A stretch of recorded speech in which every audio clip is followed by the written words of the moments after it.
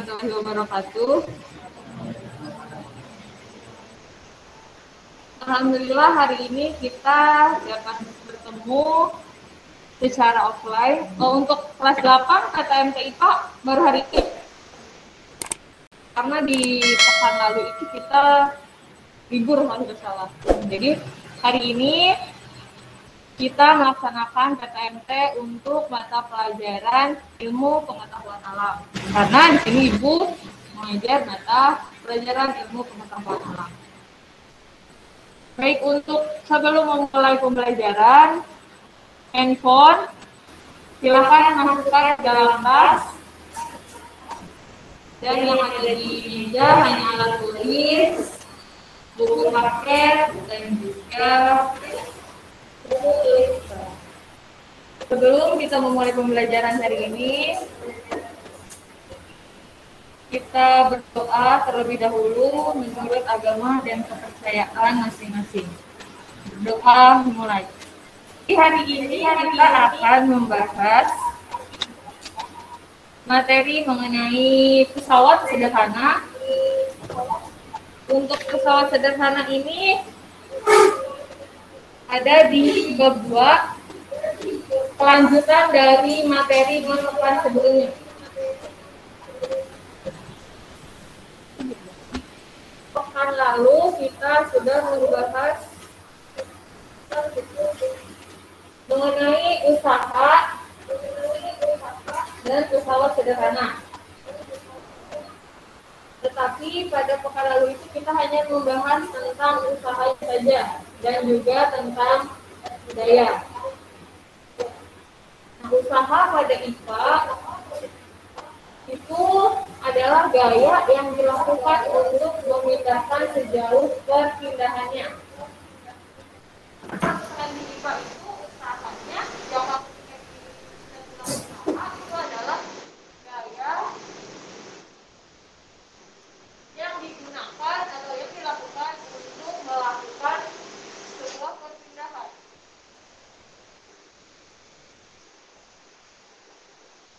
Nah, untuk kita usaha itu gaya yang dilakukan untuk melakukan perpindahan. Jadi dirumuskan dengan W sama dengan F dikali S, di mana W itu adalah usaha yang satuannya joule, dan F itu adalah gaya yang satuannya newton, dan S itu adalah perpindahan dengan satuannya meter.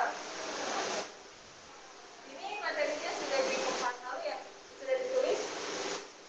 Teman-teman dulu, silakan dicatat dulu. Nah, di sini ada gambar. Gambar ini seseorang sedang melakukan usaha. Jadi ketika dia menarik meja atau menarik kotak, nah itu dia melakukan sebuah usaha untuk memindahkan kotak dari yang posisi awal ke posisi yang akhir. Di sini misalkan kita posisi A, di sini posisinya posisi B. Nah, bapak ini atau ini memindahkan kotak dari posisi awal ke posisi akhir. Nah, dia melakukan usaha karena di sini ada gaya yang dia keluarkan dan juga ada perpindahan posisi. Contohnya, ketika kita mendorong, di sini Ibu mendorong kursi. Nah, di sini Ibu dari posisinya tadinya di sini, Ibu geser ke sebelah sana. Di sini Ibu melakukan usaha tidak? Melakukan usaha ya. Nah, karena di sini adanya perpindahan posisi dari posisi yang satu ke posisi yang kedua, dan juga Ibu melakukan sebuah gaya untuk mendorong kursi tersebut. Beda halnya ketika Ibu mendorong ini, papan tulis. Melakukan usaha tidak? Tidak. Kenapa? Karena tidak ada perpindahan. Jadi kalau misalkan tidak ada perpindahan, maka tidak ada usaha atau usahanya bernilai 0. Kita lihat di sini contohnya, usaha itu W, F dikali F. Nah, ketika Ibu tadi mengeluarkan gaya untuk mendorong papan tulis ini yang menempel ke tembok, misalkan Ibu mengeluarkan gaya 10 Newton. Nah, perpindahannya karena dia tidak berpindah, maka 0. 10 dikali 0, 0. Angka berapapun ketika dikalikan dengan 0, maka akan hasilnya 0.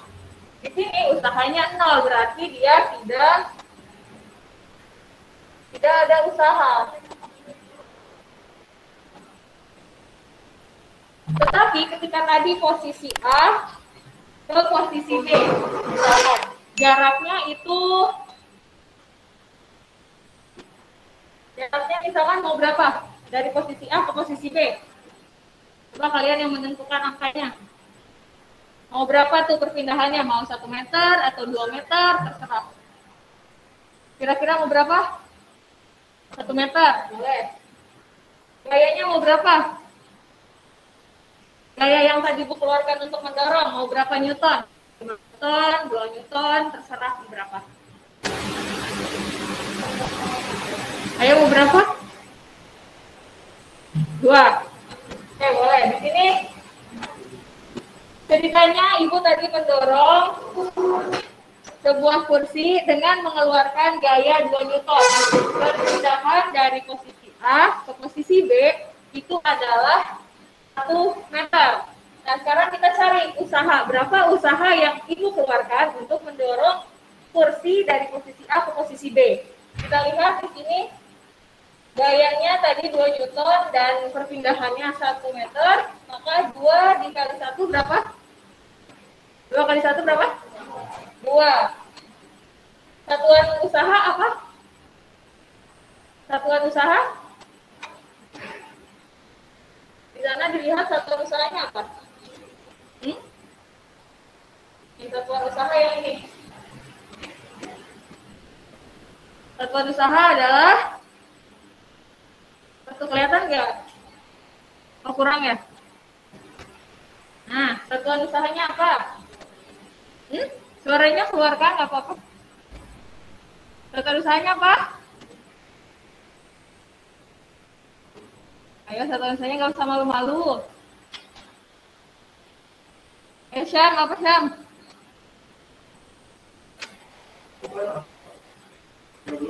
Ya, joule. Satuan usaha itu adalah joule. Nah, joule ini dibacanya joule. Nah, maka usaha yang Ibu keluarkan untuk mendorong kursi dari posisi A ke posisi B dengan perpindahan 1 meter dan juga gaya yang dikeluarkannya itu adalah 2 newton, maka usahanya sebesar 2 joule. Paham? Untuk materi usaha sampai sini paham? Silakan kalau misalkan ingin dicatat, karena di akhir pembelajaran kita ada kuis tentang materi yang disampaikan hari ini. Silakan kalian betul-betul menyimak, karena ini masih review materi sebelumnya, belum masuk ke materi baru.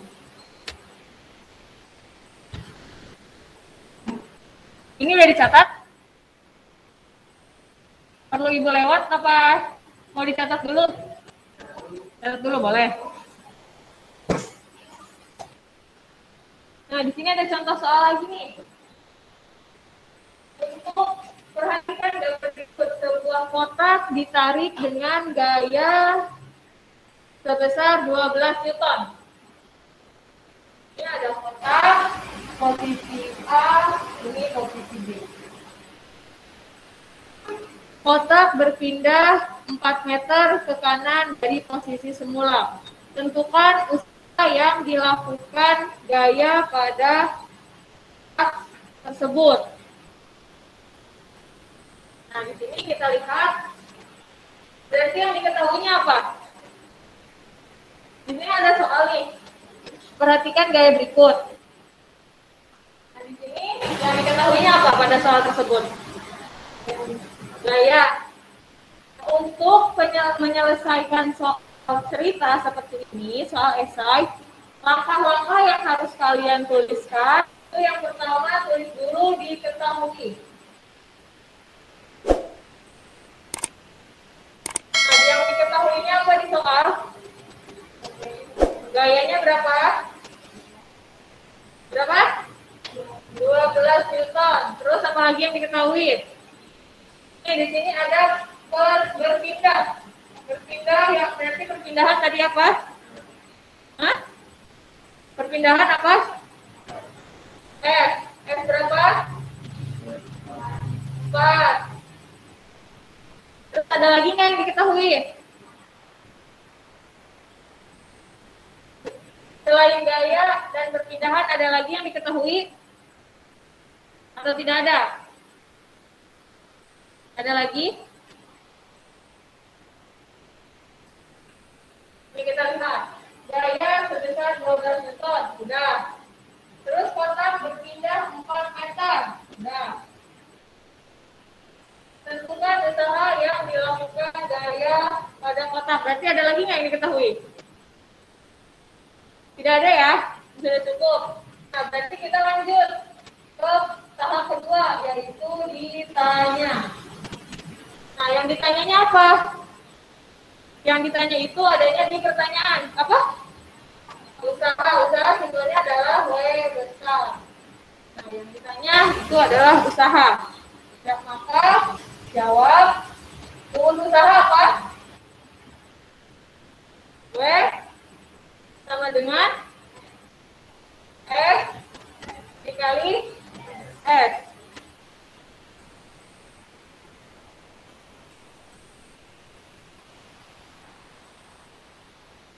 F-nya berapa? Masukkan angkanya.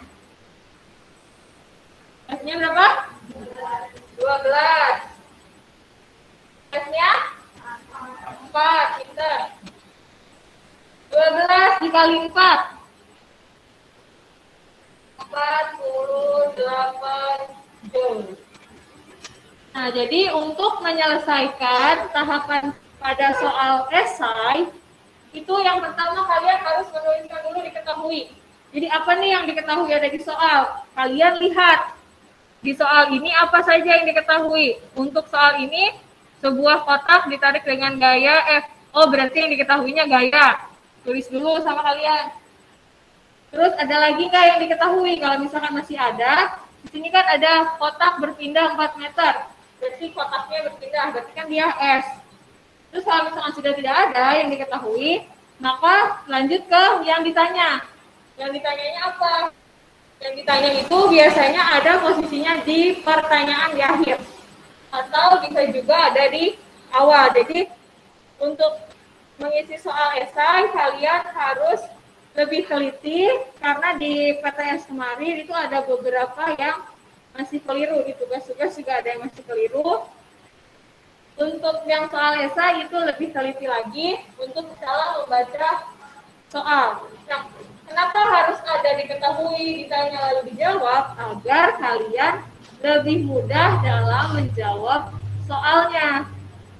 Ini ditanya W, berarti oh soal ini tentang usaha.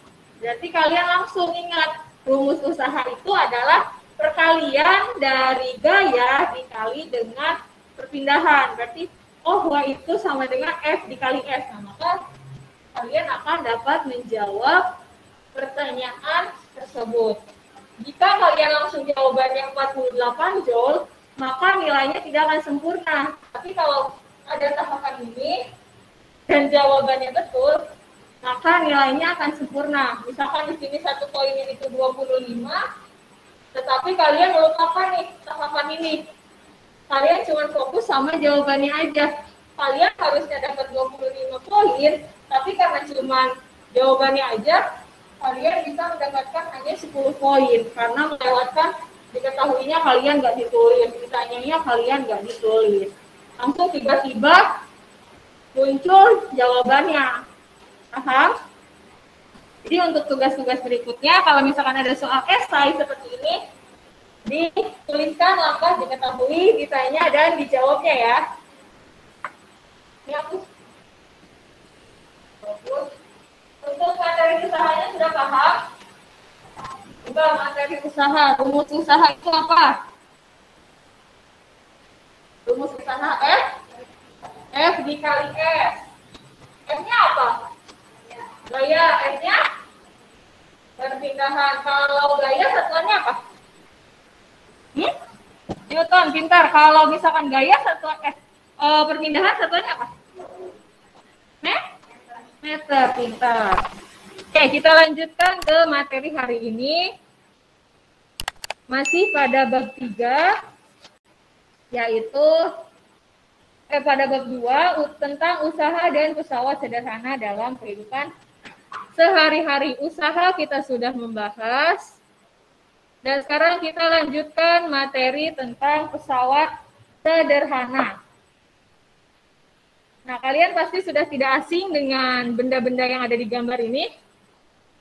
Nah, ini merupakan contoh dari pesawat sederhana. Kira-kira pesawat sederhana itu kalian pernah menjumpai nggak di kehidupan sehari-hari kalian? Nih, gunting kuku pasti kalian sudah sering menggunakan ketika untuk memotong kuku. Terus ini apa? Nih, ini tang. Nah, tang juga biasanya digunakan untuk mencabut paku yang menempel di dinding. Terus ada gunting. Nih, gunting juga biasa kalian temui atau kalian gunakan untuk memotong kertas atau memotong sesuatu. Nah, terus yang ini digunakan untuk mempermudah memindahkan batu yang berat. Jadi ketika contohnya di sini ada batu. Batu ini susah untuk diangkat kalau misalkan didorong. Nah, makanya dipermudahlah oleh yang namanya pesawat sederhana atau menggunakan pengungkit. Nah, nanti dia diangkat, maka batu itu akan lebih mudah dan akan berpindah. Terus yang ini nih yang terakhir. Pernah bermain permainan ini? Namanya apa? Jungkat-jungkit, betul. Nah, tadi alat-alat ini mempermudah kita dalam melakukan sesuatu sesuai dengan fungsi dari alat-alat tersebut. Nah, sekarang kalian lihat di 3 gambar ini. Pada gambar yang pertama ada seorang anak menaikkan beras pada bak truk. Tanpa menggunakan alat apapun, dia hanya menggunakan tangannya. Naikkan ke dalam sebuah truk.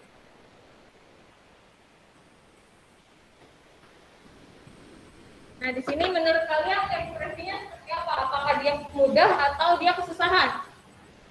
Kesusahan. Terus yang kedua nih, dia membuka tutup botol kaleng dengan tangannya tanpa menggunakan alat pembuka botol. Kira-kira dia kesusahan nggak? Kesusahan ya. Nah, ini sekarang mencabut pakunya pakai tangan. Kesusahan nggak? Kesusahan. Maka dia membutuhkan alat yang digunakan untuk mempermudah dari kegiatan-kegiatan tersebut. Nah, maka alat yang dibutuhkan jika tadi nih, anak tanpa menggunakan bantuan apapun, hanya menggunakan tangan, maka dia akan merasa berat. Tetapi ketika kita menggunakan alat, kita simpan papan di sini. Nah, maka dia akan lebih mudah dalam menaikkan beras ke dalam truk. Nah, yang kedua, tadinya dia hanya menggunakan tangan untuk membuka tutup botol, tetapi ketika sudah menggunakan alat pembuka botol, dia akan lebih mudah untuk membuka tutup botolnya. Lalu yang ketiga, tadinya dia mencabut hanya menggunakan tangan ya, di gambar yang sebelumnya. Nah, tetapi menggunakannya apa? Palu ya. Nah, ketika dia menggunakan pencabut paku, maka pakunya akan mudah terlepas. Nah, di sini ada alat-alat yang digunakan. Alat-alat tersebut termasuk dengan yang namanya pesawat sederhana. Jadi menurut kalian pesawat sederhana itu apa? Sebelum kita masuk ke materi, menurut kalian pesawat sederhana apa? Apakah dia yang terbang di atas, yang biasa di bandara karena di sini ada pesawat, Atau bagaimana? Clue-nya tadi ini mempermudah dalam pekerjaan. Berarti pesawat sederhana adalah ayo siapa tadi yang bersuara? Alat pembantu. Siapa namanya? Excelia. Menurut Excelia, pesawat sederhana adalah alat pembantu. Alat pembantu. Ada yang lain? Apa? Atau yang di rumah silahkan. Pesawat sederhana. Nih, tadi kan tadinya dia susah, terus ketika pakai pesawat sederhana dia lebih mudah. Ada lagi yang mau menyampaikan pendapatnya atau cukup? Nah, jadi pesawat sederhana itu betul kata Excelia, alat pembantu atau sebuah alat yang digunakan untuk mempermudah pekerjaan manusia. Nah, jadi ketika tadi ini menggunakan pencabut paku atau palu, dia akan lebih mudah dibandingkan kita dengan mencabut sendiri pakai tangan. Jadi pesawat sederhana itu adalah alat yang digunakan untuk mempermudah pekerjaan manusia. Nah, silakan kalian lihat di halaman 80 untuk materi pesawat sederhana. Nah, ini pengertian dari pesawat sederhana. Catat dulu. Pesawat sederhana adalah alat mekanik yang dapat mengubah arah atau besaran dari suatu gaya. Iya, untuk mempermudah pekerjaan manusia. Ketika kita melakukan sesuatu, maka dengan menggunakan pesawat sederhana, itu akan lebih mudah. Contohnya ketika memotong tisu ini. Dengan memotong tisu dengan tangan, itu hasilnya tidak rapi. Tapi ketika kita menggunakan gunting, itu akan lebih rapi.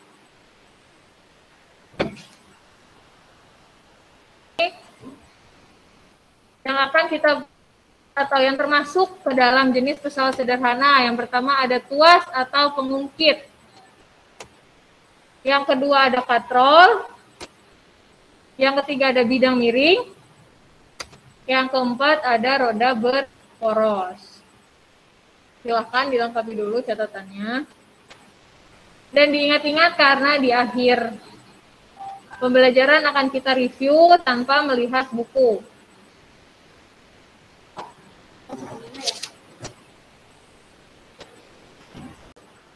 Jenis pesawat sederhana ada yang pertama tuas atau pengungkit, yang kedua katrol, yang ketiga bidang miring, dan yang keempat roda berporos.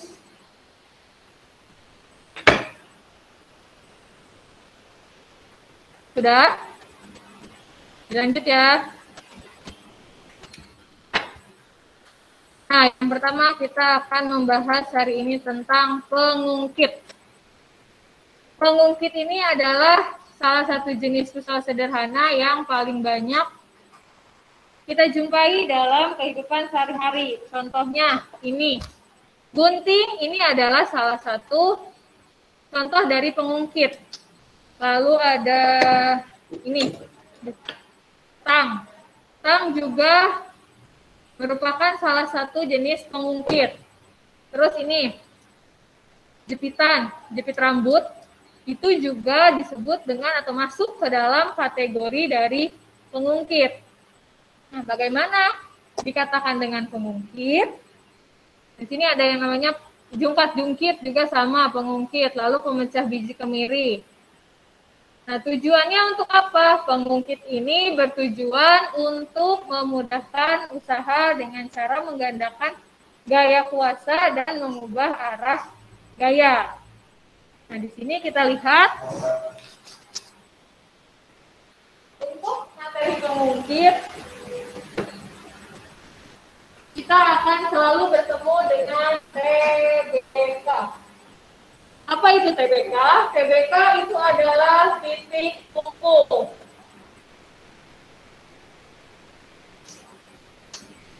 Ada titik kuasa. Jadi pembahasan tentang pengungkit, kita akan menjumpai istilah yang namanya titik tumpu, titik beban, titik kuasa, lalu ada yang namanya lengan beban dan juga lengan kuasa. Nah, perhatikan di gambar, di sini ada tumpuan.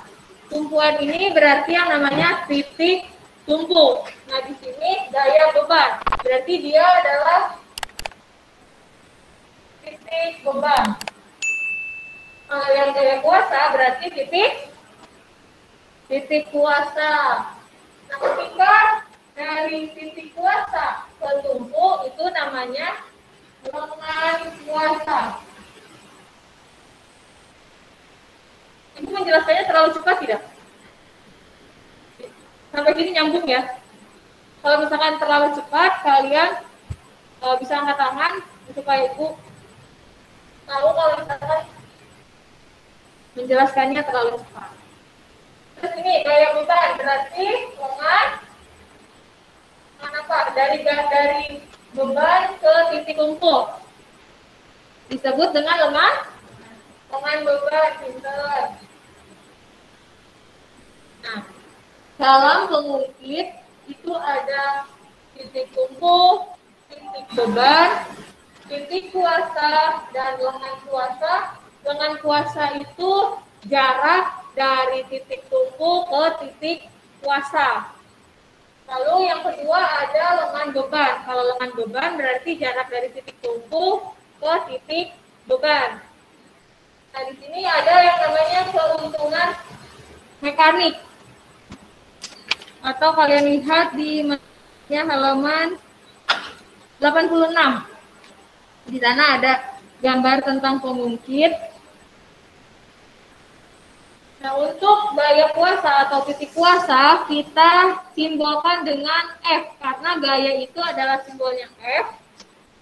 Lalu FK itu adalah gaya kuasa. Dilihat yang paling sebelah kiri di buku paket halaman 86 atau bisa lihat di slide. Nah, yang ini. Nah, ini merupakan gaya kuasa. Simbolnya adalah F. Lalu gaya beban disimbolkan dengan FB karena gaya beban. Lalu ada yang namanya keuntungan mekanik dari sebuah pengungkit.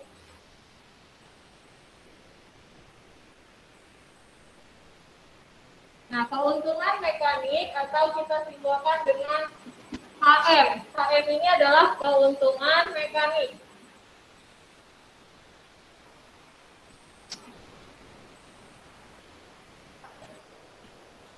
Nah, dalam pengungkit, keuntungan mekanik itu disimbolkan dengan mencari W per F atau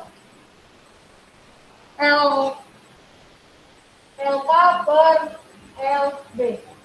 Nah, W ini adalah beban dan F itu adalah gaya. Jadi gaya yang digunakan dalam melakukan atau dapat mengubah sebuah beban. Nah, di sini ada LK. LK itu adalah lengan kuasa dan LB adalah lengan beban. Jadi kita keterangan.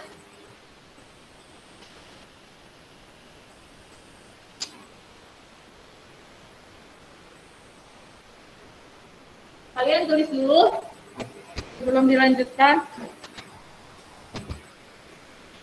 Sambil diingat-ingat dan dipahami apa itu pengungkit,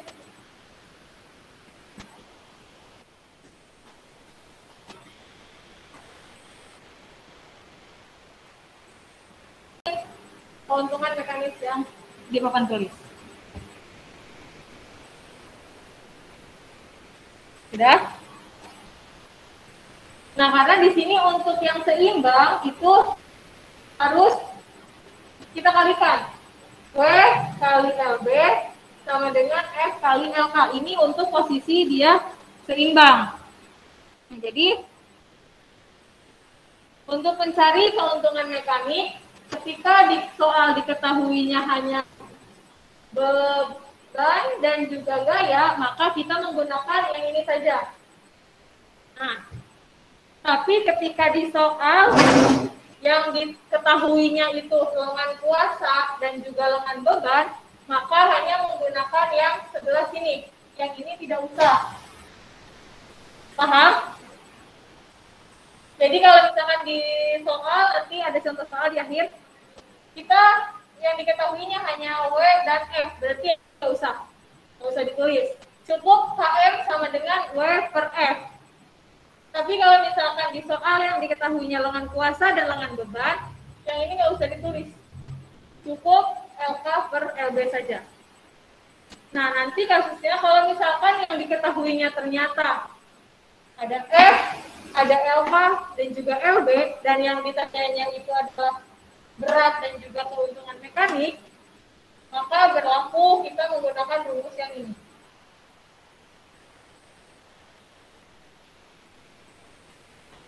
Nanti akan lebih mudah kita ketika menggunakan jumpai contoh soal. Kita lanjut dulu ke materi. Nah, selanjutnya ada jenis-jenis pengungkit. Jenis pengungkit itu dibagi menjadi 3. Ada jenis pengungkit 1, jenis pengungkit 2, dan juga jenis pengungkit 3. Bedanya di mana, Bu? Bedanya kalian lihat di sebelah kiri ini. Kita lihat di jenis pengungkit pertama. Jenis pertama itu cirinya adalah titik tumpu di antara gaya kuasa dan juga gaya beban, atau titik tumpu di antara titik kuasa dan titik beban. Ini titik tumpu, ini titik kuasa, ini titik beban. Kurang kelihatan ya? Di slide kurang jelas ya tulisannya ya? Kalian lihat di buku halaman 86, di yang paling bawah, itu digambar ada untuk konsep pengungkit jenis pertama, nih seperti ini. Ini tumpu. Lalu yang ini kuasa, yang ini beban. Ingat di konsep awal tadi, ketika membahas mengenai pengungkit, itu akan bertemu dengan TBK, tumpu, beban, dan juga kuasa. Akan terus-terusan di 3 lingkaran ini. Ini untuk jenis pengungkit yang pertama. Nah, contohnya adalah gunting. Gunting ini termasuk ke dalam jenis pengungkit pertama. Kenapa? Karena titik tumpu, yang jadi titik tumpu itu dia yang di tengah. Terus yang jadi titik kuasa atau yang memberikan gaya itu ada di yang di pegangan ini. Nah, yang ujung itu merupakan titik beban. Kenapa? Karena kita bebannya nanti ada di sini. Nah, contohnya kita memotong dengan kertas efek tisu ini. Kita potong. Nah, bebannya itu ada di ujung sini. Dan kuasa itu berarti tempat di mana kita mengeluarkan gaya untuk melakukan atau memotong di beban ini. Bebannya kan tisu. Terus titik tumpunya dia ada di tengah. Nah, maka gunting ini termasuk ke dalam jenis pengungkit jenis pertama, di mana dia tumpunya di tengah, titik kuasanya ada di sebelah sini, sebelah kanan, dan dia titik bebannya ada di ujung. Jadi ciri dari pengungkit jenis pertama itu selalu titik tumpu ada di tengah, di antara beban dan di antara kuasa. Ada lagi, ini apa namanya? Tang.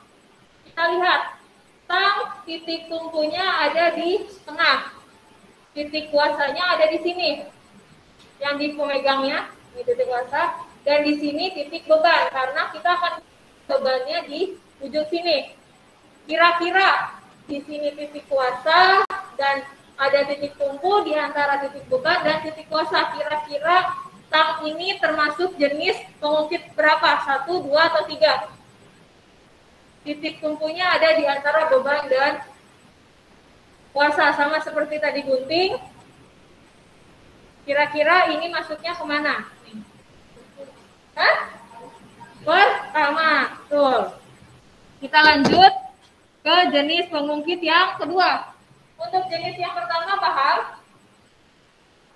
Intinya kalau misalkan jenis pertama itu titik tumpunya ada di tengah, di antara beban dan juga di antara kuasa. Dan sekarang kita lanjut ke titik jenis kedua. Pengungkit jenis yang kedua itu yang ada di tengahnya sekarang beban. Kalau jenis pengungkit kedua, beban yang ada di tengah antara kuasa dan juga antara titik tumpu. Kalau tadi di jenis pertama titik tumpu yang di tengah, kalau yang jenis kedua titik bebannya ya di tengah di antara tumpu dan kuasa. Nah, sekarang kalau misalkan jenis ketiga, titik kuasanya yang ada di tengah. Ini kuasa. Jadi ini T, ini B, ini K. Nah, konsepnya adalah TBK. Jenis pertama tumpunya di tengah, jenis kedua B bebannya di tengah, dan jenis ketiga itu adalah K, kuasanya yang ada di tengah antara beban dan titik tumpu. Sampai sini paham? Bisa membedakan? Coba kita cek. Kalau titik tumpu yang ada di tengah berarti jenis pengungkit 1, 2, atau 3. Ingat, tumpunya di tengah. Titik tumpu ada di tengah berarti dia pengungkit 1, 2, atau 3. Hah? 1, betul. Kalau titik kuasanya yang ada di tengah, ingat konsep TBK, kuasa ada di tengah. Pengungkit berapa? 3 kita. Kalau beban yang ada di tengah, pengungkit kedua. Berarti bisa dibedakan ya. Pengungkit 1, 2, dan 3. Nah, ini merupakan contoh alat-alat pengungkit sesuai dengan jenis pengungkitnya. Ada jenis pengungkit pertama, ada jenis pengungkit kedua, dan jenis pengungkit ketiga. Kita lihat. Kalian boleh sambil nyatet. Nah, tadi kita sudah menunjukkan gunting. Gunting ini masuknya ke jenis pertama. Terus ada tang. Tang juga masuknya ke jenis pertama. Nah, ini penjepit rambut. Penjepit rambut itu masuknya ke jenis pertama karena titik tumpunya dia ada di sini. Nah, titik bebannya dia ada di ujung penjepitnya. Karena kan nanti akan diklip ke rambut ya, misalkan seperti ini. Nah, bebannya itu kan rambut. Ketika kita klip dengan penjepit rambut, yang sebelah sini itu akan nempel dengan beban. Nah, yang sebelahnya lagi ya, sebelah kanan, itu yang biasa kita pegang, itu merupakan titik kuasa. Karena kita akan mengeluarkan gayanya nempel dengan yang sebelah kanan ini. Nah, titik tumpunya dia ada di tengah. Maka penjepit rambut masuk ke pengungkit jenis pertama. Terus ada lagi, ini jenis pengungkit pertama semua. Nah, ini penjepit kertas. Penjepit kertas masuknya ke pengungkit pertama karena di sini titik tumpunya yang warna hitam, terus yang titik kuasanya yang penjepit ini, dan yang ujung itu titik beban. Kita lanjut ke tuas golongan kedua atau jenis kedua. Ini ada apa aja? Pemecah kemiri. Terus ini yang ada biasa di fotokopi, pemotong kertas. Nah, di sini bebannya ada di tengah. Nah, kita Kita lihat di pemecah kemiri. Pemecah kemiri itu nanti bebannya kan ada di tengah-tengah sini.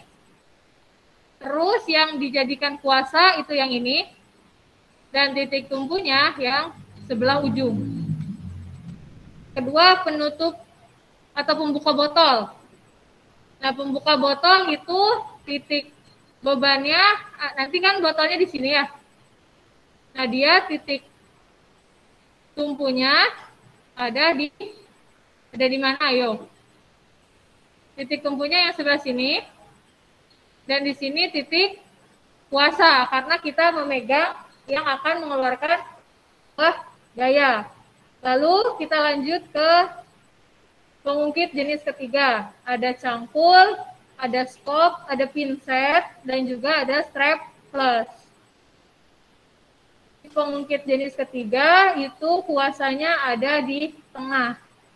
Atau yang biasa kita gunakan di kuasanya itu di tengah-tengah antara beban dan titik tumpu. Nah, di sini bebannya disimpan di ujung strapless. Kita menekan strapless dengan tangan di tengah ya. Terus di sini ada titik tumpunya.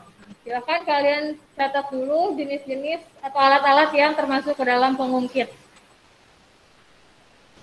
Bisa kita lanjut. Nah, ini ada contoh soal dari pengungkit. Kita kerjakan sama-sama. Ini ada, coba bacakan. Ibu minta yang bacakan supaya Tasya deh. Tasya kelihatan nggak? Matanya minus. Kurang lihat. Nggak kelihatan, kamu pindah ke sini aja nih. Biar lurus. Gak apa-apa, nggak usah bawa tasnya. Bukunya aja dibawa. Coba dibaca dulu. Kelihatan? Kelihatan. Kalau gitu ibu minta siapa ya? Nadia deh. Coba dibacakan.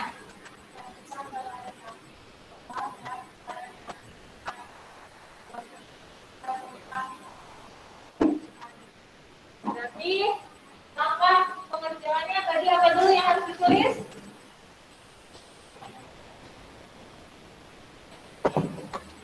Yang pertama tulisnya diketahui atau ibu singkat dik ya. Dik itu adalah diketahui.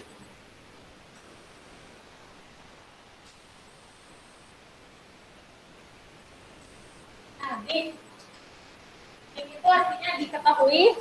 Yang diketahui di soal apa? Perhatikan gambar di samping. Kita perhatikan gambarnya. Yang ini adalah titik tumpu. Ini adalah beban, W. Dan sebelah sini adalah F.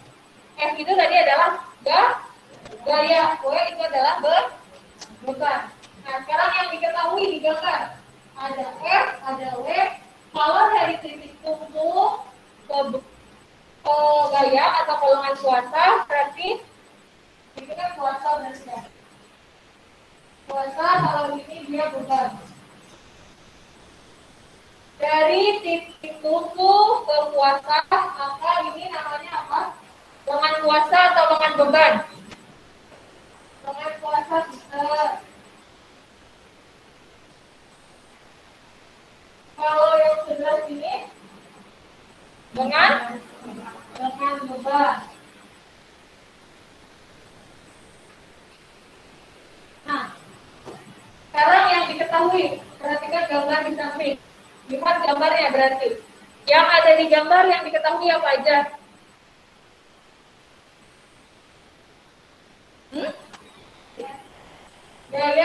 Gayanya berapa? 100. Terus? Apalagi? Alfian yang diketahui?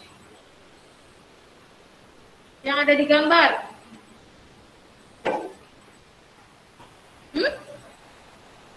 Apa? Kan ada gaya, ada lengan kuasa, ada lengan beban, ada beban. Yang diketahui di soal apa, Alfian? Apalagi? Tadi Excelia udah. Oh, gaya. Coba Alfian apa? Di gambar yang di sana yang dilihat. Hmm? Apa? Usaha. Ada usaha Kak? Usaha tidak ada. Yang diperhatikan yang ini, gambar ini. Ada apa aja? Hah? Di gambar yang ini diperhatikan ada apa aja yang diketahuinya. Itu yang 5 meter, ada yang 2 meter belum ditulis, itu namanya apa? Lengan? Lengan? Yang 5 meter itu adalah lengan? Lengan puasa. Lengan puasa berarti L. Nah, 5 meter. Terus ada lagi nggak yang diketahui? Lengan beban. Itu lengan beban berapa? 2 meter. Ada lagi yang diketahui? Nggak ada? Berarti kita ke tahap selanjutnya. Ditanya. Nah, yang ditanyanya apa? Yang ditanya itulah berat beban. Berarti yang ditanya beban. Ini belum diketahui. Kita tanya berapa sih sebenarnya bebannya? Lalu ada lagi nggak yang diketahui? Apa? Hitunglah berat beban yang harus diangkat kelas tersebut serta tentukan keuntungan mekanis. Nah, berarti di sini ada 2 yang diketahui. Nah, maka yang tadi Ibu jelaskan di awal, untuk menjawab soal cerita atau soal esai harus lebih teliti. Dilihat dari apa aja yang diketahuinya, kalian uraikan, lalu apa aja nih yang ditanyanya. Tadi kan kalian hampir terkecoh, yang ini nggak ditanya ya, karena hanya dihitunglah berat beban. Nah, ternyata masih ada kelanjutannya, hitunglah berat beban yang harus diangkat kelas tersebut serta tentukan keuntungan mekanis. Berarti dari soal ini ada 2 yang ditanya, berat beban dan juga keuntungan mekanisnya. Sekarang kalian lihat di catatan, kira-kira menggunakan rumus yang mana? Di sini ada diketahui, ada F, LK, LB. Maka jawab, di sini jawabnya kelihatan nggak? Kelihatan? Reza kelihatan nggak, Reza? Syam kelihatan? Nadia kelihatan nggak? Kelihatan ya? Nah, di sini kalian lihat di rumus keuntungan mekanik. Nah, tadi Ibu bilang kalau misalkan mencari keuntungan mekanik itu bisa menggunakan 2 rumus. Bisa yang W per F atau yang LK per LB. Tergantung dari mana dia diketahuinya. Nah, sekarang yang ditanyanya itu adalah usaha. Kita lihat rumus yang ini. Agar dia seimbang, di sini ada W dikali LB sama dengan F dikali LK. Kita tulis dulu. W kali LB sama dengan F kali, karena kita akan mencari besarnya W atau besarnya beban. Nah, di sini kita bisa ubah rumusnya menjadi yang LB pindah ruas ke sebelah kiri. Kalau pindah ruas ke sebelah kiri atau dia pindah ruas sebelah kanan, intinya kalau rumus di dalam rumus ini ada yang pindah ruas, maka tandanya akan menjadi terbalik. Ini tandanya apa? Kali atau bagi? Atau tambah atau kurang? Tanda perkalian. Nah, kalau misalkan LB, karena kita tadi mencarinya besarnya W, LB ini pindah ke sebelah kiri, maka tandanya pun akan berbalik. Kalau ini tandanya kali, bukan dari kali apa? Bagi. Kita tulis lagi yang sebelah kiri, F kali LK, ini tetap kita tulis. Nah, yang ini pindah ke bawah. Menjadi per LB atau dibagi LB. Kalau kalian tulis di sini bagi LB boleh, tapi untuk lebih mempermudah dalam operasi penjumlahannya, penghitungannya kalian kita tulisnya di bawah. Nah, sekarang sudah ketemu rumus untuk mencari beban, berat bebannya. Kita masukkan F-nya berapa? F-nya 100. Nah, satuannya jangan lupa kalian tulis juga. 100 Newton dikali LK. LK-nya berapa? 5 meter. Terus dibagi LB-nya berapa? 2 apa? 2 meter. Nah, sekarang F-nya udah ada, LK-nya udah ada, LB-nya juga udah ada. Kita cari. 2 kita coret dibagi dengan 10 dibagi 2 berapa? 5. Di sini ada sisa 0, 1. Kita tulis berarti 50. Yang ini 2 udah habis, tinggal sisa 1. Nah, sekarang 50 dikali 5. 250 dibagi 1. 250. Sekarang W-nya sudah ketahuan. Besarnya W. Sekarang ini udah nih ketahuan 1. Ada lagi keuntungan mekanis. Nah, untuk mencari keuntungan mekanis, seperti yang Ibu bilang ada 2 rumus. Bisa menggunakan rumus 1 atau rumus yang kedua. Di sini semuanya ada W sudah diketahui. F sudah diketahui. LK ada dan LB juga sudah diketahui. Kita bisa menggunakan 2 rumus, tetapi tetap yang digunakan hanya ada 1. Kalian boleh pilih mau yang rumus 1 atau yang rumus 2, karena hasilnya akan sama dua-duanya. Mau menggunakan yang mana? Hah? Rumus yang 1 atau rumus kedua? 1. Nih, di sini kelihatan nggak? KM. Kita menggunakan rumus 1, coba dibantu rumus 1 itu apa? W terus W per F. W-nya berapa? W 250, betul. F-nya berapa? 100. Nah, di sini ada 0 dan 0. Kita bisa hilangkan, kita bisa coret. 25 dibagi 10 berapa? 2,5.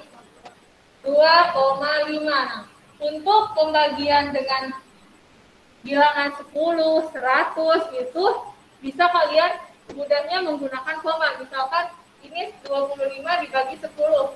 Berarti kita simpan komanya di tengah.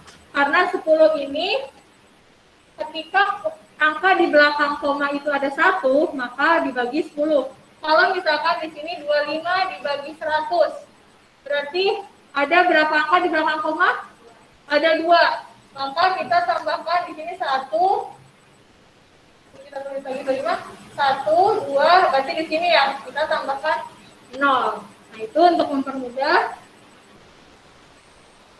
Jadi keuntungan mekanisnya itu adalah 2,5. Sekarang coba kita buktikan. Tadi kan kata Ibu hasilnya akan sama. Kita buktikan dengan rumus yang kedua.